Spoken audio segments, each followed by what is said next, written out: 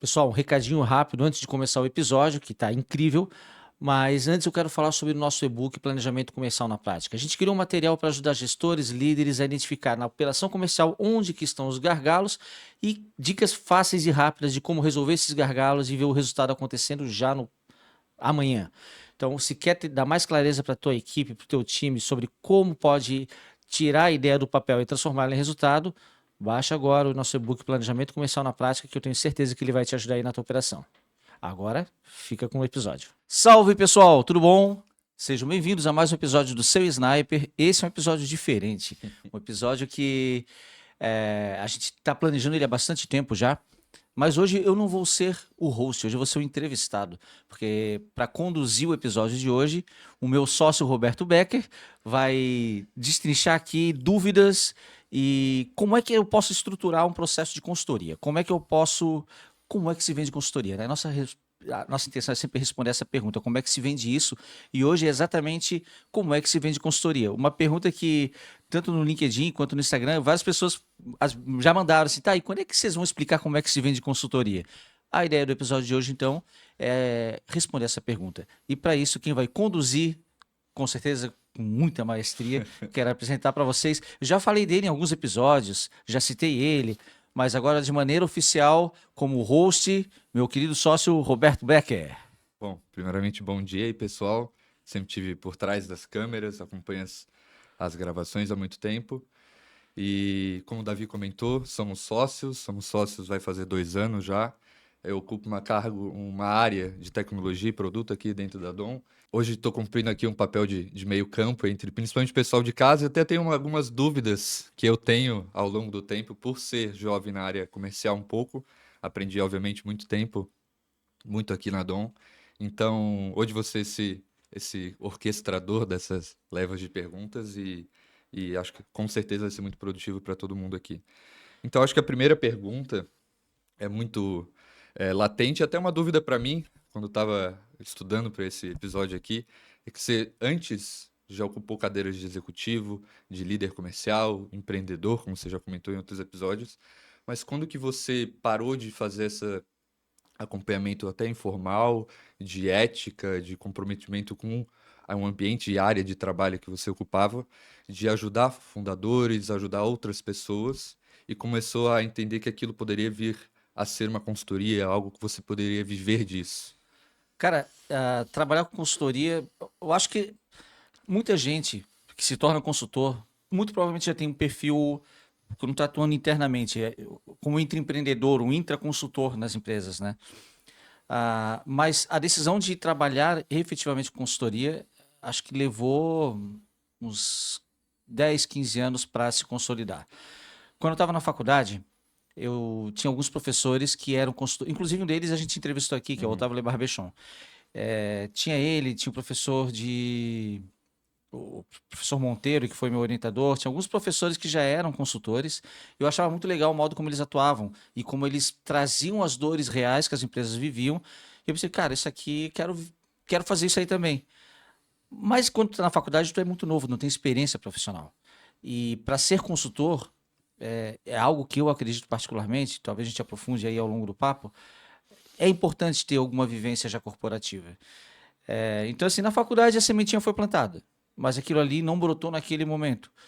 Fui trabalhar, fui para grandes empresas, trabalhei liderando equipes comerciais em diferentes. Comecei na Associação Horizontes, liderando equipe em Floripa, São Paulo, Jundiaí, treinando vendedores. Então, Uhum. naquela época, eu aprendi a ensinar. E na época era operador de telemarketing. Então, pô, como montar um script para não ser robotizado, como contornar uma objeção, Uhum. como melhorar o teu vocabulário, teu storytelling, para convencer a pessoa do outro lado da linha, naquele momento, a contratar um cartão de crédito, um seguro de vida. E ali me deu muita experiência em treinamento, em entender processos, porque às vezes eram treinamentos para diferentes produtos, mas por trás sempre a estratégia de venda. Como que eu vendo, como que eu posso conduzir um discurso comercial.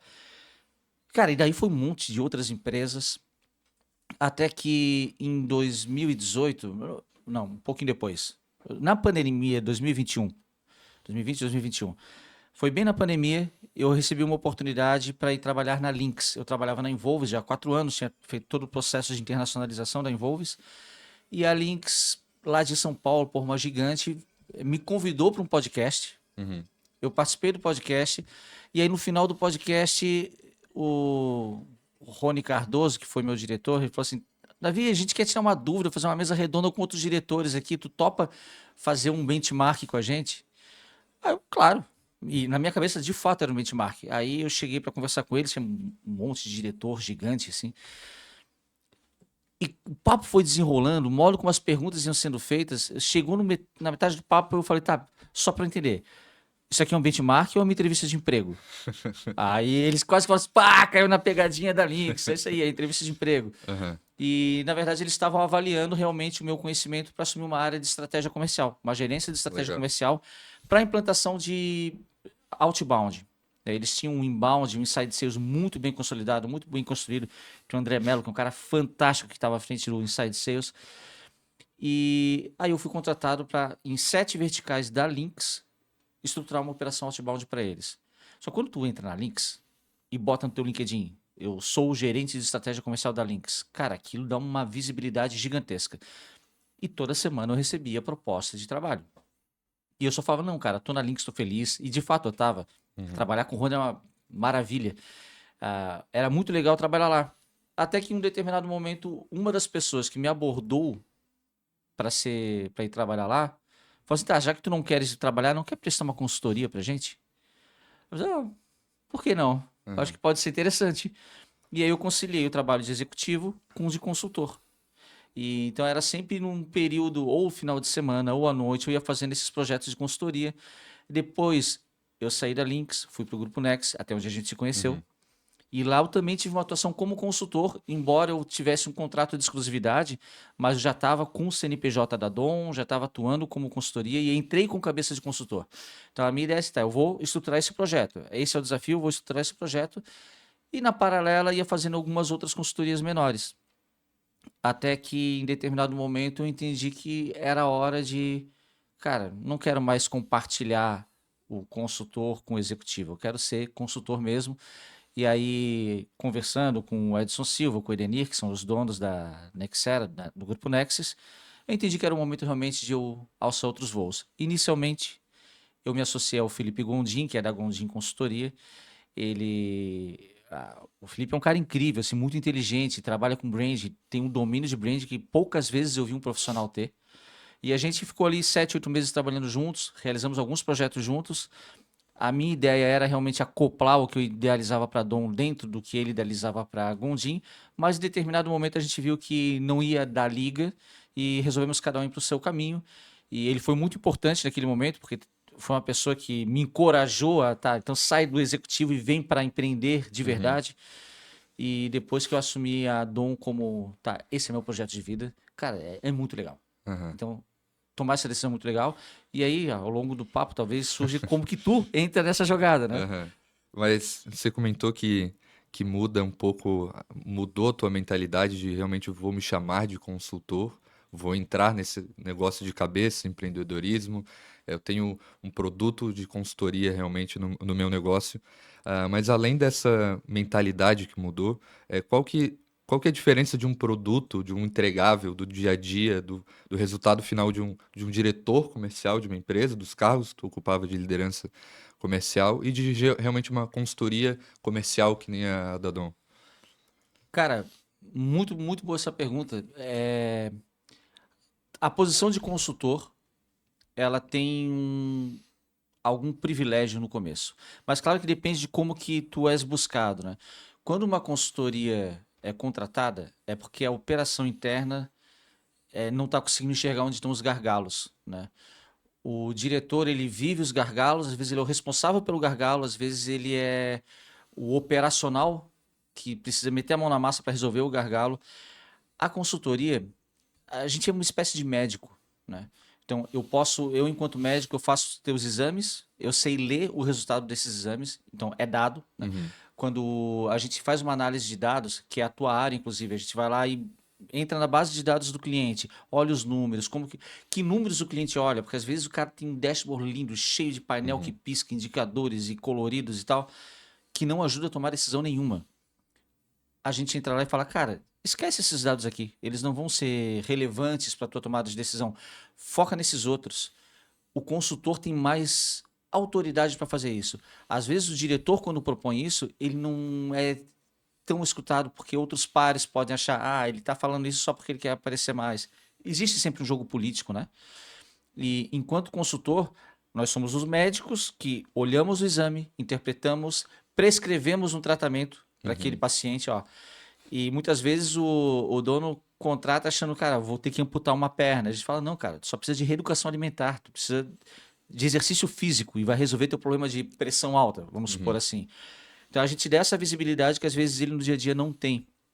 E não tem porque está no meio, ele está sentindo a dor na perna. Uhum. E ele não consegue parar para pensar que, cara, é só eu melhorar minha alimentação, beber menos, me Uhum. exercitar e eu já vou ficar mais saudável. Então a gente tem esse olhar de fora, ele nos dá mais. É o olhar de cima da floresta mesmo. A gente tem Uhum. condições de pegar. Opa, tem um conflito entre aquelas duas diretorias que às vezes no dia a dia um CEO, um C-level não consegue mapear. Ele, o distanciamento entre o que a ponta fala. Porque, pensa, ó, quando tu tá numa operação do dia a dia, tu tá apagando incêndio todo dia. Então, às vezes falta o tempo para tu se dedicar por uma semana. Deixa eu ouvir o que o meu vendedor tá falando lá na ponta para saber se é isso mesmo. Acaba sendo passivo, né? E a É, consultoria é muito ativa, propõe sim, é super mudanças, né? Planos de propositiva. ação. E a coisa que às vezes frustram executivos é a gente entra para falar o que eles já falavam, só que aí quando a gente fala, o CEO, opa, então eu vou fazer. O cara, porra, mas eu falo isso há séculos. Uhum. Mas é que, cara, é de novo, é o estar no meio do fervo faz com que as pessoas não enxerguem determinadas coisas e a gente vai ter mais clareza de apontar os caminhos, né? Uhum. E nesses anos de consultoria, tu já esbarrou muitas vezes pela internet ou no dia a dia de eventos, muitos consultores, né? Muitos consultores, como você já comentou aqui, por emergencial, sabe? O novo Uber, né? E o que que tu acha que separa um cara que teve uma boa carreira de executivo, tem algumas boas ideias e vende isso até de maneira meio genérica, os diagnósticos de graça no Instagram, Sim, e de um cara que tem realmente vocação para ser consultor e gerar resultados em empresas através de serviço? O que que tu acha que tem essa separação assim do colaborador do executivo ali? legal. Esse é um ponto bem sensível mesmo. Tu mencionou ali o consultor Uber, né? Tem muita gente que às vezes tem. Acho que tem dois casos que a gente pode separar. Um, a pessoa que vê um certo glamour na consultoria e também acha que é fácil. Cara, eu posso ser consultor, eu vou ter um projeto aqui, se quarta-feira eu quiser ir pra praia, eu vou pra praia e tá tudo bem. E não sabe que, assim, quantos finais de semana nós dois já É. viramos trabalhando em projeto e 11 horas da noite te mandando, cara, faz esse ajuste nesse dado, nesse dashboard aqui. É, Então a pessoa tem uma imagem meio deslumbrada, meio irreal do que é ser consultor. E às vezes pessoa muito jovem, sem nenhuma quilometragem rodada no mundo corporativo, empresarial, tal, de gestão, e já quer atuar como consultor, porque leu um livro que ensina as 10 melhores práticas e tal. O livro é importante, mas o que vai te dizer se tu consegue transitar ou não no terreno de uma empresa e propor melhorias que vão impactar o resultado é a tua vivência. Então, eu acho pouco provável, não, impossível nada é, né? Mas acho pouco provável que uma pessoa que não tem nenhuma experiência em gestão de equipes, de liderança, de vivência em cargos de liderança corporativa, tenha condições de ser um consultor. Porque quando tu vive isso, cara, tu sabe onde se erra, tu conhece o que é gestão de conflito entre equipes, entre áreas, é bem diferente. Mas para a parte do Uber, tem gente que, pô, eu trabalhei, tenho 20 anos de experiência, de repente eu fui demitido. Perdi meu emprego, sei lá, teve um downsizing, um layoff, e eu não sei o que fazer agora. Ah, mas eu conheço sobre. Eu era financeiro lá, sou gestor financeiro, fui durante 20 anos, acho que eu posso ser consultor. Então, vou abrir uma consultoria. Aí bota lá no LinkedIn consultor financeiro, e aí quem entra. Mas é uma atuação meio como Uber, porque ele foi demitido, procurou emprego em outras empresas, mas não conseguiu nenhuma oportunidade. Então, vou ser consultor que eu transmito aquilo que eu sei. Só que, cara, consultoria é um negócio. Eu tenho que pensar como negócio. Se tu tá pensando como um tapa-buraco, não vai, porque não é fácil. Embora eu tenha falado assim, pô, a gente em determinados momentos tem algum conforto, porque eu olho de cima, eu tô lá, não tô lá no meio da fogueira, eu consigo ter uma autonomia, autoridade para propor mudanças. É, quando eu entro numa consultoria, eu vou empreender, então eu tenho que ter o meu CNPJ, eu vou ter uma gestão financeira, eu vou ter que vender o meu Uhum. serviço, eu tenho que estruturar uma metodologia, eu tenho que pensar na minha comunicação em redes sociais, eu tenho que pensar, pô, vale a pena ter um podcast? O Uhum. que que isso contribui para o meu trabalho de consultor? Eu tenho que ir em eventos, eu tenho disposição para ir lá e fazer a social. Tem gente que detesta fazer a social. Aham. E vou te dizer, isso é algo que não é natural em mim, por exemplo, mas eu sei que é parte do meu trabalho, então eu faço. E Uhum. quando me propõe a fazer, eu vou tentar fazer da melhor maneira possível. E agora, se eu quero a consultoria como tapa-buraco, pode ser que por indicação, algum colega meu fale, cara, tem uma empresa pequena ali que está precisando dessa consultoria financeira, vai com eles. Eu vou me frustrar porque eu não pensei nem que metodologia eu quero fazer. Quando eu falo no início da Dom, e eu fui convidado para uma mentoria, para uma consultoria lá, um cara queria me contratar.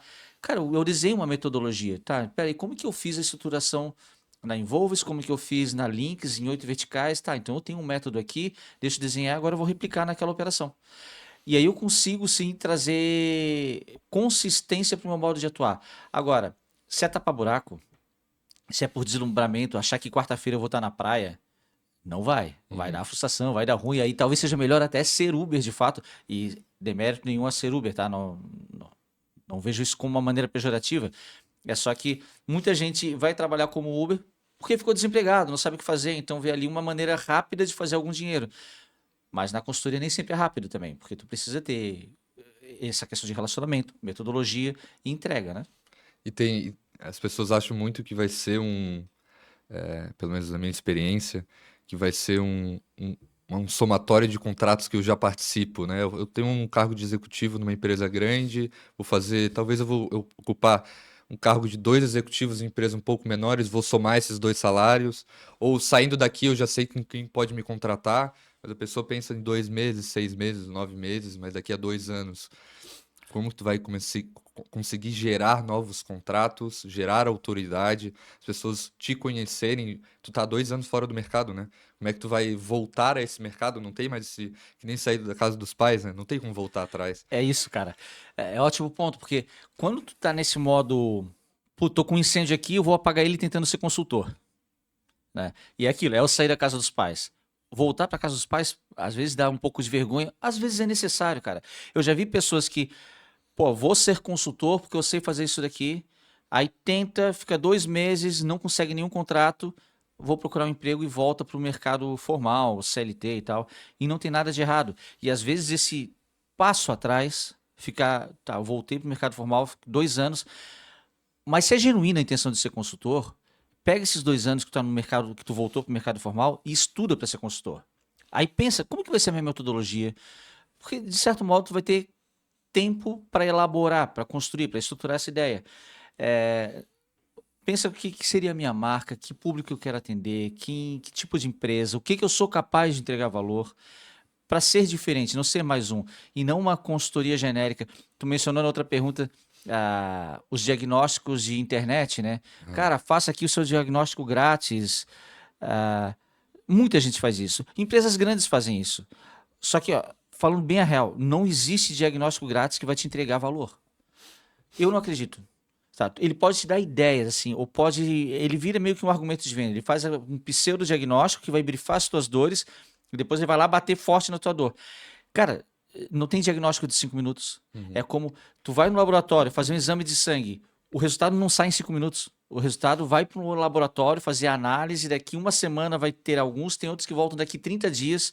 Se eu faço uma tomografia, vai ter um tempo, o médico tem que analisar. Um diagnóstico empresarial é igual.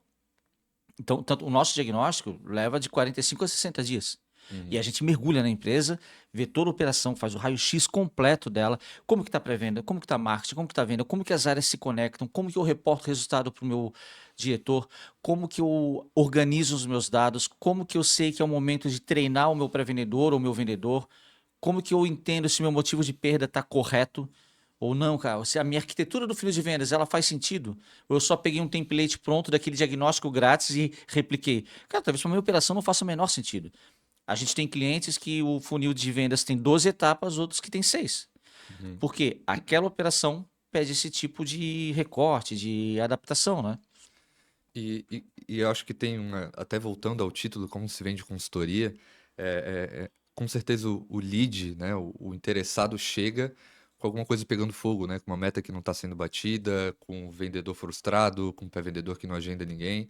A gente chega, e toda consultoria assim, a nossa também, a gente chega com um diagnóstico, como você comentou, né? Eu vou te vender, a primeira coisa que eu vou fazer é arrumar a casa. E como é Uhum. que tu consegue romper essa barreira de vender, que a pessoa, na verdade, precisa de um diagnóstico e precisa de uma estruturação, né? Eu não vou chegar lá na tua empresa e começar a vender para ti, para tu começar a bater meta. Em um mês, no próximo mês não bate mais, passa 2 anos sem bater meta. Como é que tu tira essa ansiedade do fundador, do sócio, do CEO, de querer arrumar as coisas para ontem, que é sempre assim, né? Eu quero que no Uhum. sábado, no domingo esteja resolvido. Então, Cara, e só completando, e vende isso como uma ideia de um plano, de uma mudança de áreas dentro de uma empresa. essa pergunta é muito boa e ela conecta talvez com a primeira pergunta, que talvez com uma primeira ou segunda. A diferença do consultor para o Uhum, executivo, né? Acho que no executivo, o dono, o CEO, o founder, ele tem a expectativa que seja resolvido na segunda-feira. Ele fala assim, cara, a gente está com um problema aqui, a meta não foi batida na meta do primeiro trimestre, dá teu jeito que o segundo trimestre tem que bater. O executivo tem essa pressão. A consultoria, às vezes, não. Exatamente dependendo da qualidade do diagnóstico que tu fazes, tu vais apontar assim, cara, a tua meta foi totalmente mal dimensionada. Ela não faz sentido, ela não é coerente.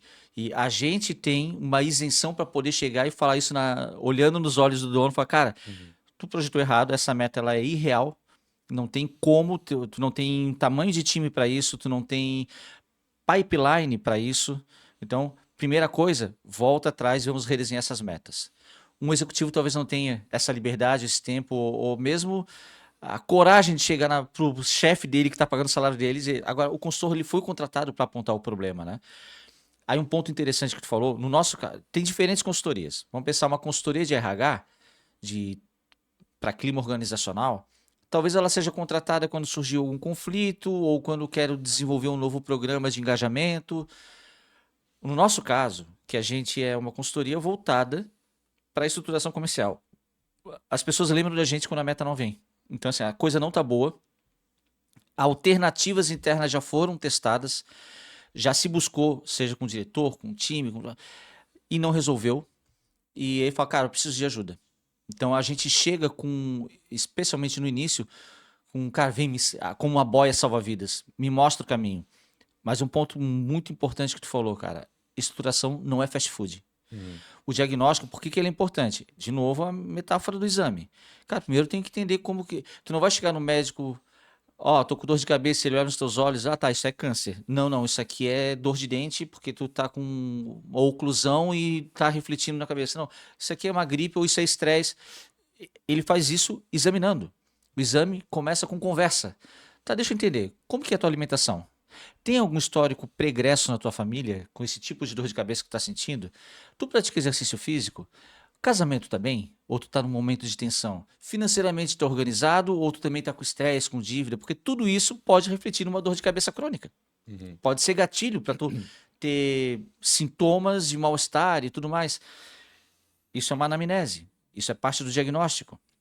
Então, primeiro preciso entender. Por isso que o nosso diagnóstico leva 45 dias. A gente conversa com todo mundo para entender e depois a gente analisa os dados para saber se o que tu me relatou da tua vida pessoal, do teu hábito alimentar, tu fala, não, eu me alimento super bem. Quando eu olho teus exames, opa, aqui tá, teu colesterol tá muito alto. Parece que tem muito refrigerante, tem muita Kit fritura. Kat não é uma boa janta, É, né?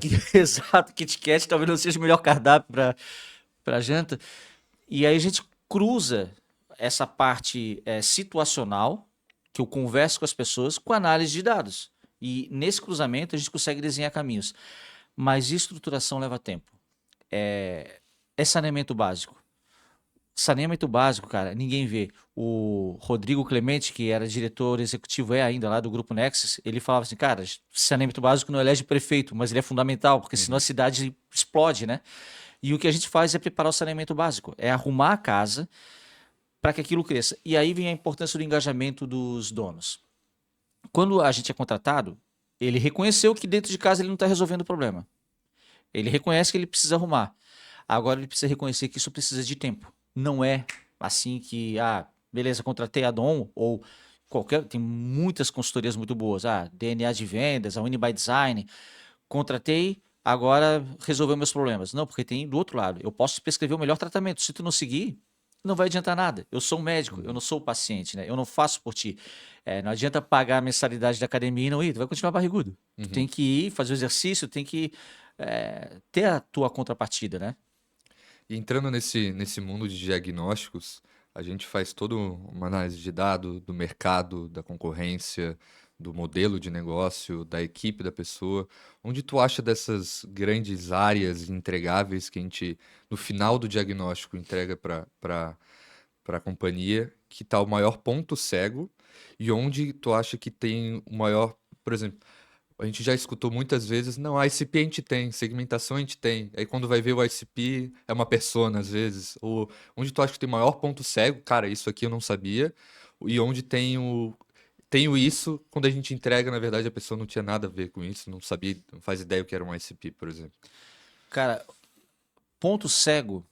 Tem vários, tu citou alguns, mas para mim, o mais recorrente é a quebra no que é a promessa de valor de fato, no que a empresa faz, no entendimento do que a empresa está vendendo. O que eu quero dizer com isso? O vendedor, o dono, ele acredita que está todo mundo ciente do que é o nosso produto, nosso serviço e sabe o discurso na ponta da língua. O vendedor tá, assim, o dono acha que é A, só que o vendedor está vendendo B.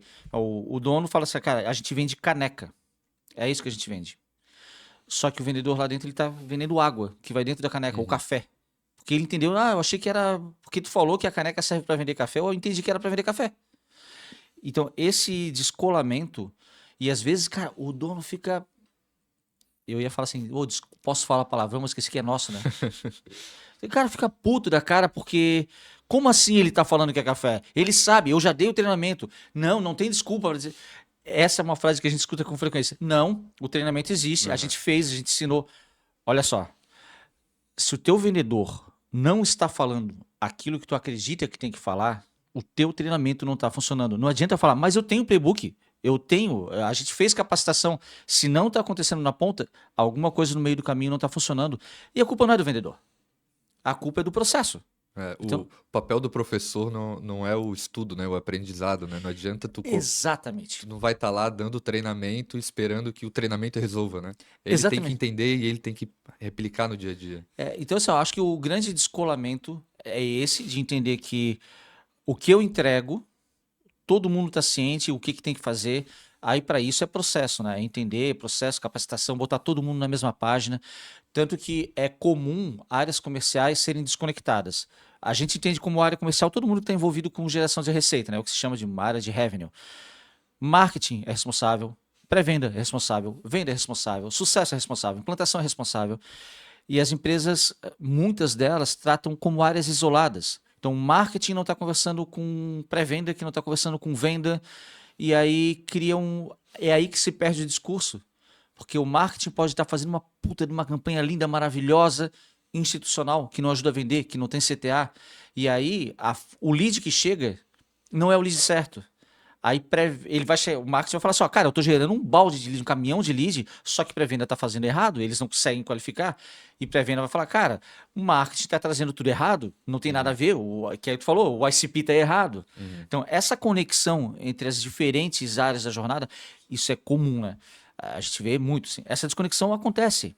Só que por isso que se eu trato todo mundo com uma mesma área de receita, e agora vocês vão ter que sentar com o amiguinho do lado e uhum, vamos conversar.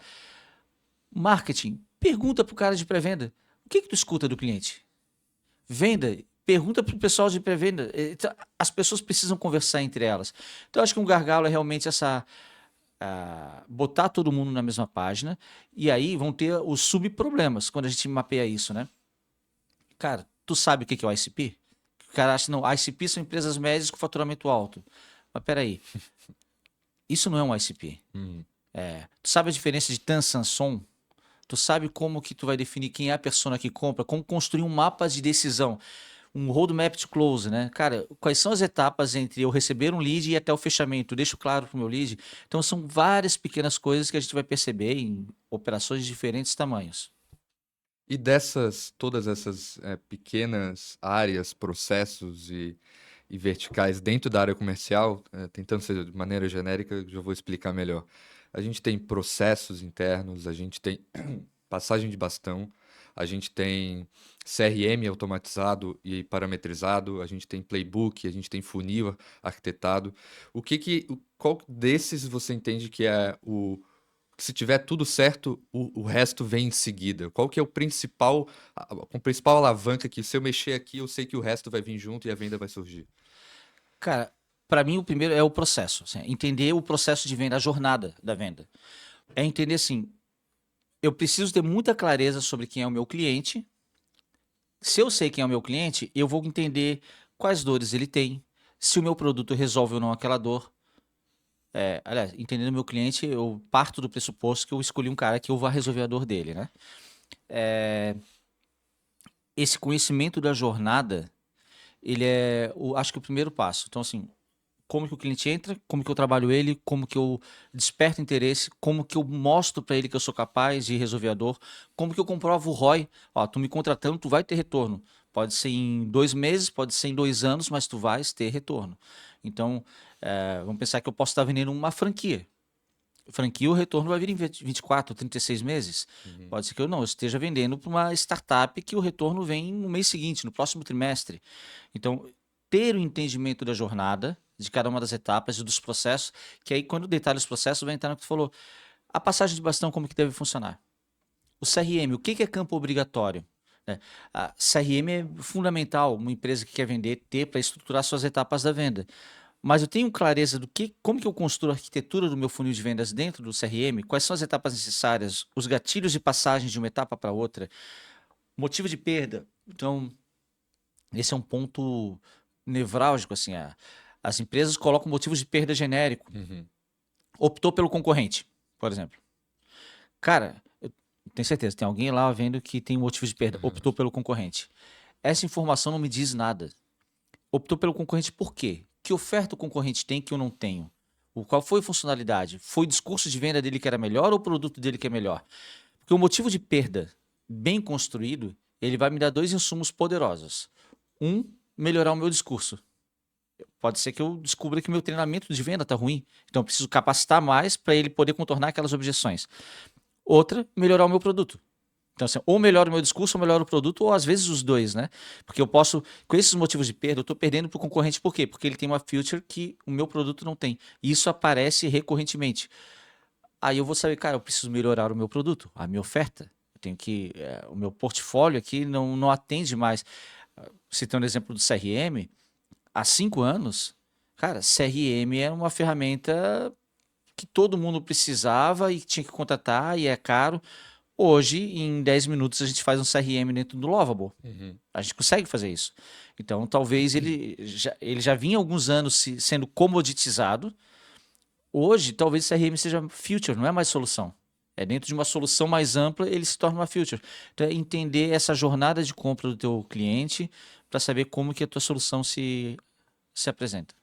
E voltando um pouco pro início do nosso papo, a gente até um café um pouco mais cedo, a gente tinha comentado que quando a gente entra no mundo de consultoria, quando a gente se torna um consultor de verdade, às vezes até não é no início da consultoria, ao longo do tempo a gente vai percebendo, tá, eu sou consultor, me identifico no sentido de me comunico com os outros, começo a pensar como um consultor. A gente chega numa cafeteria, a gente pensa como poderia melhorar o atendimento numa clínica, no atendimento de telefonia, né? Que sempre Sim. é um gargalo enorme, que todo mundo aqui já ligou para uma telefonia e foi frustrado no final da ligação. E como é que chegou no momento que você viu esse mar de possibilidades, né? Como um consultor comercial e identificou, cara, eu acho que no mundo de tecnologia vai ser o meu, vai ser o meu futuro. Eu sei que você vinha de cargos de tecnologia recentemente, antes de começar a consultoria, mas no início da carreira não, né? Então, como é que você identificou que é aqui que precisa, aqui que eu posso atuar melhor? Como é que veio essa tomada de decisão? Cara, eu não sou nativo da tecnologia, né? Sim. Eu comecei, trabalhei em empresas tradicionais, como capacitação de operador de telemarketing, trabalhei coordenando, implantando televendas em distribuidora para máquinas e ferramentas para material de construção. Então, tive outras experiências. Meu primeiro contato com a tecnologia enquanto software, mercado SaaS, foi com a Involves. Eles me deram uma oportunidade lá para gerir a equipe comercial, só que eu não sabia nada. Então, eles foram extremamente generosos e apostaram em mim. Do tipo assim, de passar vergonha, de na primeira reunião, o pessoal, teve tantas levantadas de mão. Eu assim, o que que é levantada de mão? Uhum. E o pessoal lá da equipe me olhar assim, tá, vocês contrataram esse cara que não sabe nem o que que é uma levantada de mão, é sério isso? Mas aí com o tempo, eu caí estudando, eu sou bem estudioso, então aí aprendi rápido.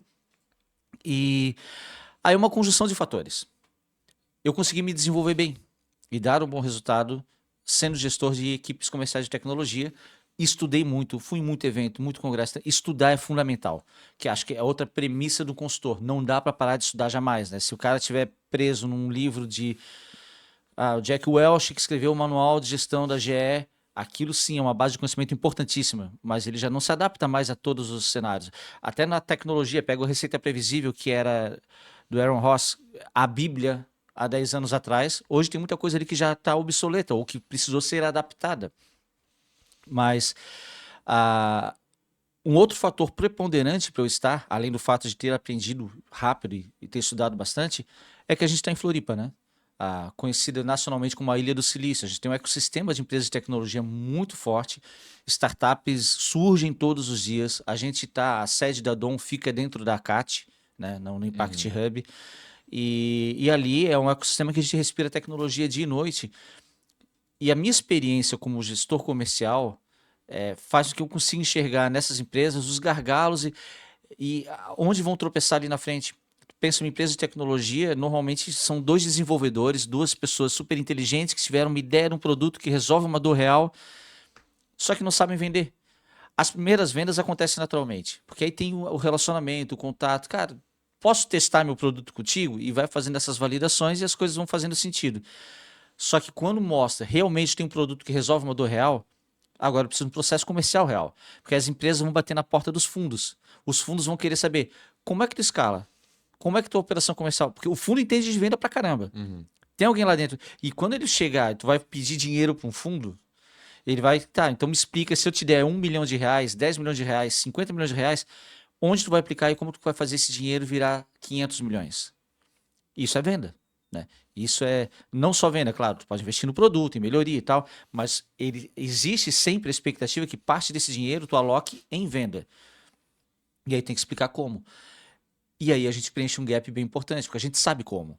Mas as empresas às vezes não têm muita clareza e num ambiente de oportunidade, de um ecossistema de tecnologia tão fértil quanto a Floripa, foi natural a gente optar. Não que a gente atue só na tecnologia, Uhum. mas nossa CP realmente é empresa de tecnologia. Uhum.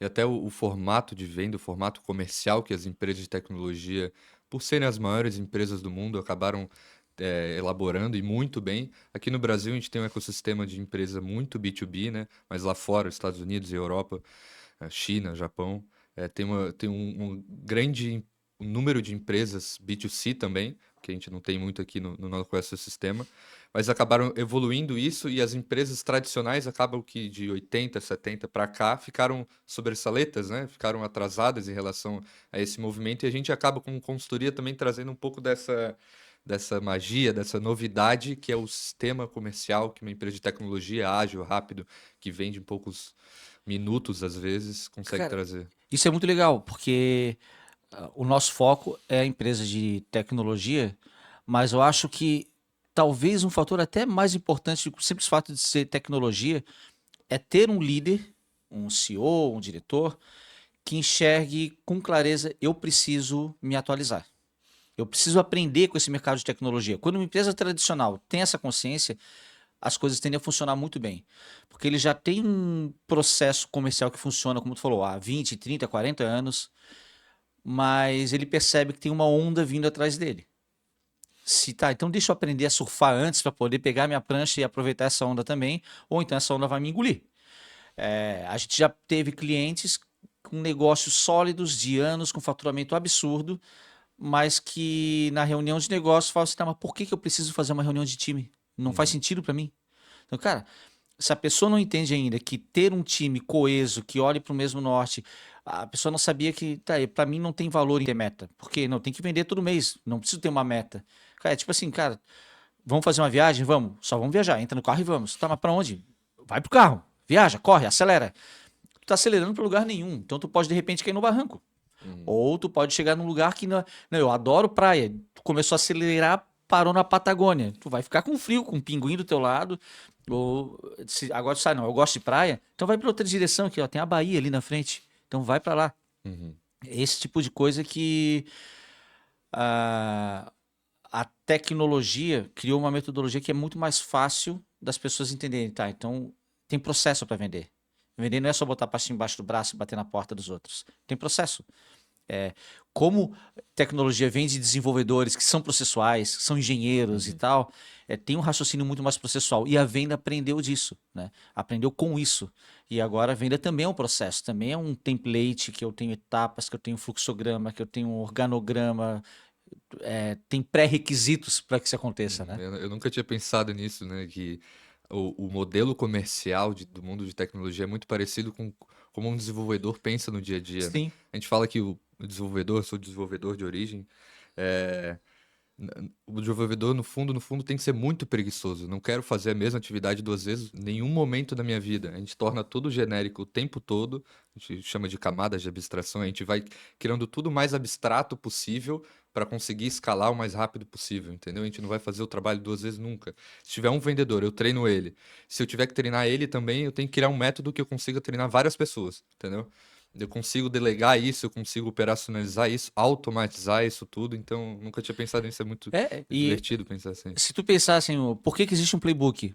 É para não ter retrabalho. Uhum, Cara, eu já aprendi que na objeção, tá caro. É assim que eu resolvo essa objeção. É assim que eu vou demonstrar valor. Como que eu mostro o ROI?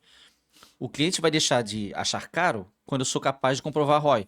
Como que eu comprovo ROI? Cria uma calculadora. uhum, Mostra em quanto tempo o teu produto se paga. Em quanto tempo o cliente vai estar ou ganhando mais ou parando de perder. uhum, São duas maneiras que eu posso comprovar o ROI. É metodologia. Agora, se cada vendedor meu tiver que reinventar a roda e ele vai criar a sua calculadora de ROI, cara, é retrabalho, é voltar, de novo. Então, é o aprendizado também com esse pensamento lógico, né? Eu tenho que replicar um processo que já foi feito e fazer aquilo ser escalável, né? Agora eu tenho uma equipe de... No início sou só eu vendendo, daqui a pouco tenho 2, daqui a pouco tenho um pré-venda e vendedor, daqui a pouco tenho 10 vendedores, 20 pré-vendedores. Se eu não tiver método, processo para replicar aquilo, o onboarding vai ser um fracasso, a atração vai ser um fracasso, vai demorar para rampar, o resultado demora para aparecer. Mas é bem essa lógica aí mesmo. uhum. E nessa jornada de consultoria, você... Qual que é o erro mais comum? As pessoas as pessoas, eu digo empresas, né? Chegam o tempo todo com algum problema na área de vendas, né? Ninguém tá vendendo o suficiente, né? Ninguém tem essa sensação. Não, para mim tá bom. Acho que eu tô Sim. vendendo bem já. Todo mundo queria vender mais, gostaria de vender mais, às vezes não sabe como, aí busca uma consultoria. Mas qual que é o erro mais comum da área comercial que as pessoas chegam com uma dor, mas qual que é o erro originário dessas dores, geralmente? Cara, vamos dividir isso em... Essa resposta ela tem diferentes possibilidades. Eu acho que o erro mais comum quando alguém procura uma empresa de consultoria, quando um diretor, um dono, é procurar um culpado. E isso, às vezes, o cara é tipo procurar a fórmula mágica. Eu quero uma cabeça para cortar e aí meu problema está resolvido. Cara, a gente não quer culpado, a gente quer causa, né? E sempre que um C-level entra e começa a reunião falando assim, ó, eu quero que você me digam quem eu tenho que demitir. Cara, começou errado. E não significa que no diagnóstico não possa apontar, cara, essa pessoa não está adequada ao cargo que ela ocupa. Aqui eu recomendo realmente substituir essa liderança, substituir esse pré-vendedor ou realocar, cara. Tu tens um baita de um pré-vendedor que tá lá em marketing. Bota ele no outro time, porque ele tá frustrado em marketing, que ele não ganha comissão, não tem variável, ele olha pro vizinho ali, pro amiguinho do lado que tá ganhando variável, e ele fala, porra, aquilo eu faço melhor do que o meu coleguinha. Então, ter essa visão, esse erro de querer buscar culpados ao invés de causas, ele é recorrente. E é quase indicativo, assim, quando chega com esse discurso, a consultoria normalmente não é boa. Agora, quando o CEO ele chega assim, cara, eu quero entender por que não está acontecendo. Eu quero saber as causas. E se precisar levar 6 meses para resolver, 1 ano para resolver, a gente vai levar. Mas eu quero resolver para que no próximo ciclo eu tenha condições de sim estabelecer uma meta com certeza que ela é execuível, que eu tenho condições de atingir. Então, acho que esse é o principal erro, cara. É querer culpados ao invés de entender as causas. Até porque assim, a causa normalmente pode ser o dono. Uhum. Pode ser ele, né? E aí ele tem que estar de peito aberto para falar, ok, eu preciso mudar meu comportamento. E quando chega um fundador, até tentando detalhar um pouco mais o que você comentou, chega um fundador, chega startup, chega consultoria grande, em poucos minutos tu consegue perceber que ele é um. Porque a consultoria tem esse detalhe, né? O entregável final depende muito do cliente inicial, né? Então a gente gera essa dependência, o entregável, quanto às vezes melhora o cliente, melhora o resultado. Então, em alguns minutos, poucas reuniões, ou até no passar das semanas da consultoria, tu consegue perceber que, cara, esse projeto vai ser muito bom, porque ele é um cliente muito maduro para receber uma consultoria. E o que que te leva a pensar nisso? Ah, eu não digo em poucos minutos. Uhum, Às vezes a pessoa pode parecer muito pronta para uma consultoria e aí quando tu aprofunda a conversa tu vê que não é esse lance de buscar culpado, ele pode não aparecer na primeira página. uhum, Aí quando tu começa a aprofundar a leitura do livro, vai aparecer lá na 10ª, no segundo capítulo, tu percebe que a intenção era realmente achar uma cabecinha para cortar. Mas, e até por isso o nosso diagnóstico começa com entrevistas. Quando eu converso com profundidade, o nosso diagnóstico é assim, né? Eu começo conversando com o operacional, depois eu vou para a média liderança, depois para a alta liderança. Aí eu consigo entender de fato como que a cultura está estabelecida. Mas assim, com o diagnóstico, aí não é, nem é o diagnóstico em si, mas nas conversas iniciais, para fazer o briefing do projeto, para entender qual é a dor real que o cliente tem, o que, que motivou ele a contratar uma consultoria, a gente consegue ter um cheiro se o problema é a operação, é o processo, são as ferramentas, é o produto ou é o dono, ou é a alta liderança, ou é um descolamento. É, o dono que acredita ser um ser iluminado, que tem ideias maravilhosas, só uhum, que não acontecem as ideias maravilhosas porque o time abaixo dele é incompetente. Cara, o time incompetente quem contratou foi tu. Se uhum, o time é incompetente, tu és mais incompetente ainda porque tu deixou que essas pessoas entrassem e tocassem teu negócio. Então, não é difícil perceber se o processo, se o projeto vai ser bom ou não. A gente já demitiu o cliente, né? A uhum, gente tem clientes que a gente fala, cara, não adianta insistir, não vai para frente. Até queria contratar uma segunda fase, falei, cara, eu vou te recomendar outra consultoria. Nós não somos a consultoria certa para ti. Daqui 6 meses tu vai estar frustrado, eu vou estar frustrado. É melhor a gente parar por aqui. Obrigado, foi legal. Ao mesmo tempo, nós temos clientes que estão no quinto, sexto rollout, sempre com um projeto novo, né?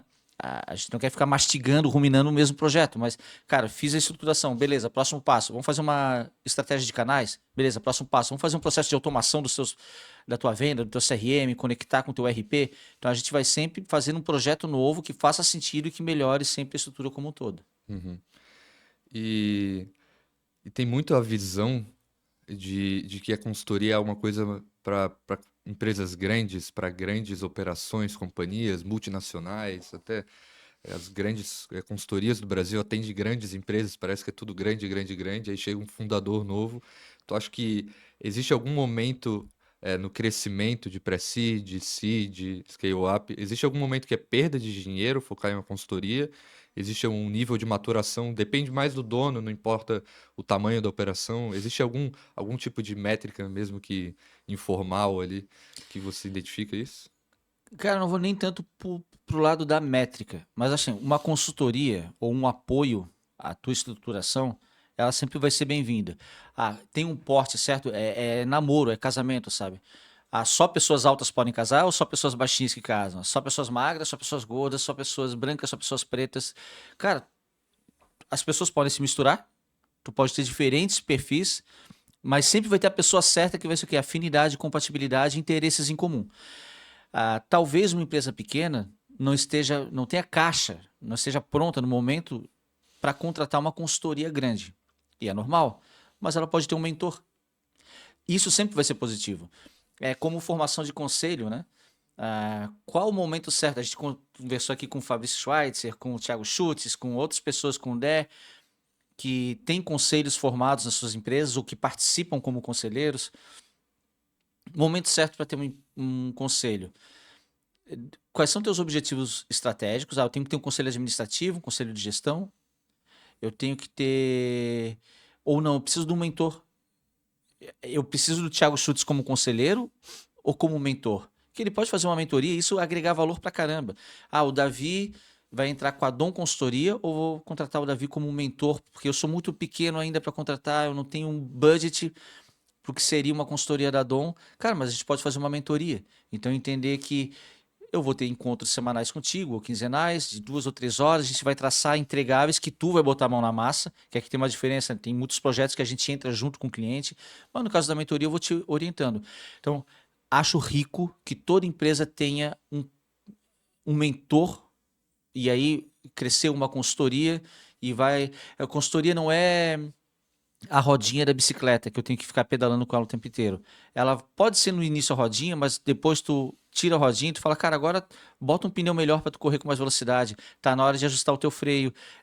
Talvez seja o momento de tu comprar uma bicicleta nova, porque essa aí não corre e agora tu já tá pedalando bem. Então a consultoria te ajuda a ter essa visibilidade, né? Legal. E voltando aqui ao título do episódio, como é que se vende consultoria, aqui pensando no momento da venda mesmo.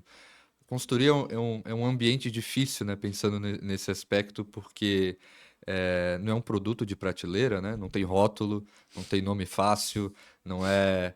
Depende muito da autoridade, da indicação. Obviamente, tem todo o movimento de geração de conteúdo, de marketing. A gente está aqui nesse momento.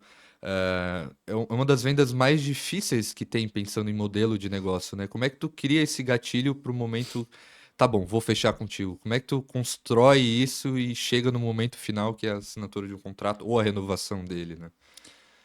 Muito boa pergunta e é desafiador pra caramba. Não é simples. A gente fala muito em construir estruturas comerciais para as outras empresas, mas a gente também tem desafio com a nossa estrutura comercial, né? A gente está o tempo todo revisitando, cara, quais são os canais de aquisição que eu vou investir, como que eu vou construir relacionamento, como que eu vou construir posicionamento, mostrar a minha empresa o que ela faz, como ela faz. Então, acho que o próprio Seu Sniper nasceu da nossa intenção de trazer com mais clareza para as pessoas aquilo que a Dom faz, com quem ela se relaciona. Tem gente que usa podcast como uma estratégia de account-based marketing. Vou trazer o meu lead para ser entrevistado, ele vai ficar vaidoso, com isso ele fecha comigo. Nossa intenção nunca foi essa, né? É se mostrar como que a gente faz, o que que a gente pensa através de outros profissionais, outros empreendedores. Mas respondendo mais objetivamente a tua pergunta, ah, uma reunião de briefing inicial, bem feita, tu consegue enxergar as dores do cliente, o que que ele precisa resolver, o resultado que ele quer atingir, e se isso for claro e eu tiver condições de atender, eu consigo desenhar essa proposta de valor. A gente atua em 5 frentes, né? Inteligência de mercado, inteligência de negócio, inteligência operacional, posicionamento e inteligência de dados. Tem clientes que precisam dos 5, e ele sabe disso e a gente consegue desenhar um plano de ação muito claro para cada um dos 5. Tem cliente que precisa de um desses 5. Então, nós sermos coerentes e honestos, cara, assim, não olha para a inteligência de mercado agora. Porque isso aqui tu já tem bem definido, só que teu operacional está mal estabelecido, está mal construído, teu CRM está mal parametrizado, ele não conecta com tua ferramenta de sales engagement. Então, a gente consegue ir só na dor pontual ali. Aí é uma habilidade nossa de comunicar, né? De mostrar, cara, essa é a tua dor e ao investir tu tem um retorno em tanto tempo. Acho que uma coisa que a gente tem um compromisso entre nós e com nossos clientes é de não fazer promessa milagrosa. Né? Eu não sou um mágico que vai chegar aqui com a varinha e fazer tu começar a vender no dia seguinte. Não é isso. Mas eu vou te dar condições, primeiro, de enxergar onde estão os problemas e muita clareza de como eu faço para resolver cada um deles. Pode ser que um leve tempo, pode ser que outro seja bem rápido. E alguns são muito rápidos mesmo, né? A parte de dados, Uhum, tu consegue pegar um CRM e otimizar ele muito rapidamente. A uhum, gente, numa reunião, a gente já teve casos, isso caso real. A gente estava com um cliente, ele falou, cara, não estou conseguindo automatizar aqui, tu pegou o acesso, durante a reunião tu resolveu o problema para ele. uhum, Assim, quando que tu me entrega? Assim, já está pronto, pode acessar aí o HubSpot que já está resolvido. Então, é uma dor que a gente resolve muito rápido. Então, a nossa venda, ela acontece, o cliente contrata quando a gente é capaz de entender de verdade o objetivo dele e mostrar para ele como que eu resolvo, em quanto tempo que isso vai estar resolvido, sem prometer milagre. Falar, tu está disposto a esperar 6 meses? Porque vai levar 6 meses. Não vou te prometer antes. Não, não, eu quero em 3. Em 3 eu não consigo te entregar. uhum, Então, obrigado pelo teu tempo, foi um prazer. Ou às vezes a gente fala, cara, não precisa de 3, eu te entrego isso em 45 dias. E uhum. vai estar resolvido. Pode ter certeza disso. Então é transparência e clareza no briefing, né? E entrando nesse mundo de dados, né, que puxando um pouco a bola para o meu lado, é, te- virou comum, virou bonito, legal, divertido ser chamado data-driven, né? Se auto-intitular data-driven, apesar de às vezes não saber o que que é muito bem o impacto disso, o que que é isso, justamente. Qual que são os dados que tu imagina chegando, imagina não, na tua experiência, nessa jornada de consultoria, que tu entende são dados de vaidade, né? E o que são, tem muita gente de casa que imagina que não saiba o que são dados de vaidade, e quais são os mais comuns e quais serão os relativos dele? Aqui uma pergunta um pouco mais complexa. O que são esses dados? Quais são os mais comuns deles? E o que seriam relativos mais ou menos do que seria um dado que não é de vaidade, realmente é tomada de decisão mesmo. Ótimo, ótimo. Isso é muito bom. Dado. Hoje é muito fácil levantar dados de qualquer coisa. Um CRM consegue te gerar uma infinidade não de informação, necessariamente, mas de dados. Um Power BI bem construído vai te dar dados. Cara, eu quero saber quantas pessoas canhotas assinaram o contrato às terças-feiras Uhum, depois do almoço. Claro, tô exagerando aqui, né? Mas tu consegue gerar muito, muito dado. O desafio é qual me ajuda a tomar uma decisão. Eu sempre cito exemplo, já falei no LinkedIn sobre isso. Na Involves eu trabalhei com um cara fora de série, que era o Paulo Batista, carinhosamente apelidado de Paulo BI. E eu lembro uma vez chegar para ele com várias ideias de dashboard para a área comercial e tal. Ele disse assim, Davi, antes de tudo, que pergunta tu queres responder? Tu sabe qual é a pergunta? Qual é a tua dúvida? Porque senão, esse monte de dado pode não trazer resposta nenhuma. Pode ser perfumaria. Se tu souberes a pergunta, eu posso te dizer, de tudo isso que tu trouxe, esse dado aqui te responde. Ou pode falar assim, ó, nada disso responde, que vai te responder está desse outro lado aqui. Então ter clareza de o que eu quero enxergar. O dado de vaidade, a métrica de vaidade, onde ela acontece, um exemplo bem comum, tá? Curtida. Cara, eu uhum, fiz um post que viralizou. Vendeu quanto? Eu consigo traquear a venda? Cara, eu fiz um evento que foi um sucesso. Elaborei um evento de account-based marketing, vieram 50 pessoas, jantar no restaurante chique, dei uma garrafa de vinho foda para cada participante, apareci na assessoria de imprensa, vendeu. Qual é o ROI daquilo? Eu consigo comprovar que se eu investir 1 milhão, voltou 10 milhões, ou se eu investir 1 milhão, não voltou nada. Eu tenho. Então, assim, às vezes as pessoas se preocupam com a métrica de vaidade nisso. Teve tantos participantes, teve. A minha audiência subiu tantos por cento, eu tive tantas curtidas naquele post, ele viralizou, virou meme, tá todo mundo copiando meu meme. Vendeu. Então, métricas de vaidade vão nessa linha, sabe? Eu consigo ter visibilidade, mas isso não constrói relevância. Não uhum, constrói necessariamente autoridade. Agora, o que é uma métrica que funciona? ROI. Cara, investir 1 milhão é muito ou é pouco? Depende. Quanto que isso volta? Se eu sou capaz de pegar um investimento e conseguir visualizar em quanto tempo aquele investimento retorna e depois daquilo ele passa a ser lucro, porque ele continua reverberando na linha do tempo, cara, é um bom investimento. 1 milhão pode ser muito pouco, muito barato, ou pode ser muito caro, dependendo do ROI. Então, esse é um exemplo claro. CAC, o custo de aquisição do cliente. Cara, eu quero trazer clientes enterprise. Legal. Tu sabe quanto custa? Às vezes, para trazer um cliente enterprise, um cliente grande, eu vou ter que investir R$ 150.000 em ações direcionadas a um único cliente. Eu tenho caixa para fazer isso? Tenho. Legal, tu trouxe ele, mas tu sabia que um cliente grande, vamos supor uma Unilever, primeiro pagamento eles fazem em 120 dias. Tu investiu 150 mil para fechar com esse cliente, depois tu vai ter mais 120 dias para que esse cliente comece a pagar. Uhum. Tu tem fôlego para aguentar aqueles R$ 150.000 iniciais, depois 120 dias para ele começar a pagar? Isso é uma métrica real. O custo de aquisição do cliente, quanto tempo ele retorna, o lifetime, né? Lifetime value. Quanto tempo esse cliente, quanto ele gerou para mim na linha do tempo em que ele está ativo. Ele foi um cliente interessante. Quando tenho visibilidade dessas métricas, é mais fácil até de eu definir meu ICP. Uhum. Então, cara, quem é meu cliente ideal? Olha para os últimos 10 contratos que tu fechou. Quanto custou trazer aqueles 10 contratos? Quanto eles renderam? Faz uma pesquisa, um NPS ali. Qual é o nível de satisfação deles com o meu produto? Cara, quem custou pouco, trouxe um bom ticket e teve um bom indicativo de satisfação com o meu serviço, esse é meu ICP. Então eu faço um deparo, cara. Então tá, esse é o recorte. Dos 10, tem 8 que estão satisfeitos, custaram pouco, tem um ticket médio bom. Esse é o cara que eu vou investir. Uhum. O resto é perfumaria. Legal.